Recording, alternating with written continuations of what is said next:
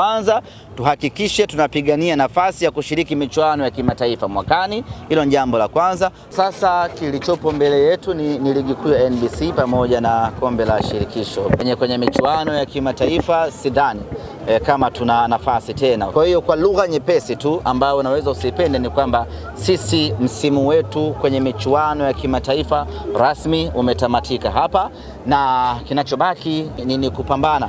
Aidha tusimalize kinyonge, tusimalize kidhalili, tupate walau pointi kadhaa katika michezo miwili ambayo imebaki, lakini nguvu kubwa kabisa tuielekeze kwenye ligi kuu ya NBC. Na rai yangu kwa mashabiki wa Simba, huu sio muda wa kuanza kutukanana, sio muda wa kuanza kufarakana. Huu ni muda sahihi kabisa wa sisi kutulia na kujipanga kuangalia ligi kuu ya NBC tunaingiaje na tunakwenda kupata matokeo mazuri katika ligi hiyo.